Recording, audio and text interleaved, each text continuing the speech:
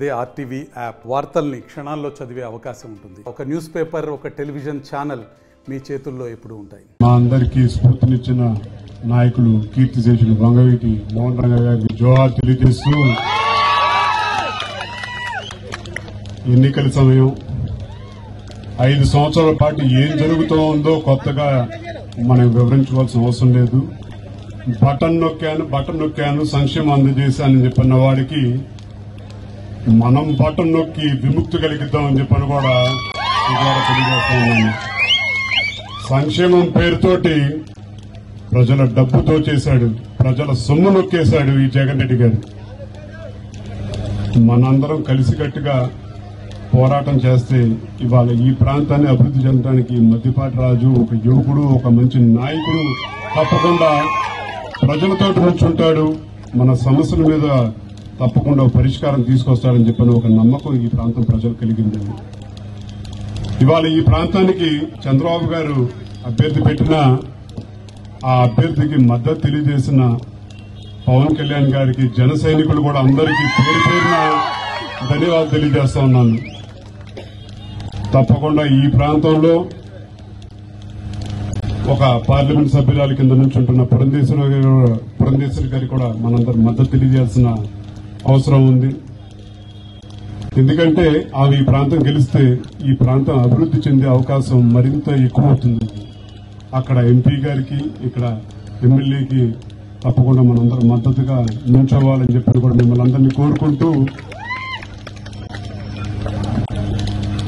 జనం ముఖ్యమా జగన్ ముఖ్యమా అని చెప్పని కూడా మిమ్మల్ని అందరినీ ఆలోచించమని చెప్పని కోరుతా ఉన్నాను.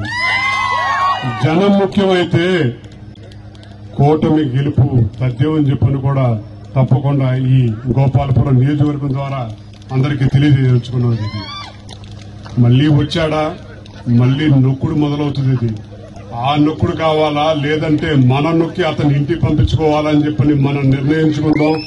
మన ప్రజాప్రభుత్వం, కూటమి ప్రభుత్వం మనందరికీ మన కష్టాలు తీర్చే ప్రభుత్వం మనం ఎన్నుకుందాం అని చెప్పని కూడా మిమ్మల్ని అందరినీ కోరుకుంటూ, మా నాయకులు ఇచ్చిన పిలుపు, కీర్తిశేషులు రంగ గారు ఇచ్చిన పిలుపు, చేయి కలుపు, చేయి జాగ్రత్త గెలుపు అని పిలుపుతోటి, మీ అందరి ఆశీస్సులతోటి తప్పకుండా ఈ ప్రాంతానికి మీతో పాటు అండగా నిల్చుంటాడు మద్దిపాటి రాజుని ఈ 2 వారాల పాటు మనందరం కష్టపడదాం. ఈ ప్రాంత శాసనసభ్యుడిగా ఎన్నుకుందాం అని చెప్పని కూడా మిమ్మల్ని అందరినీ కోరుకుంటూ సెలవు తీసుకుంటా ఉన్నాను. ఇదొక శుభదినం.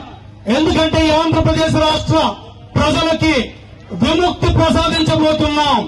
ఎన్డీఏ కూటమి కలిసింది. తెలుగుదేశం పార్టీ, జనసేన, బీజేపీ కలయిక అధికారాల పంపకం కోసం కాదు, ఆధిపత్యాల పంపకం కోసం కాదు, ఆంధ్ర ప్రజలకి విముక్తి కలిగించడానికి, ఒక భయం నుంచి విముక్తి, స్వేచ్ఛనివ్వడానికి కలయిక కలిసింది.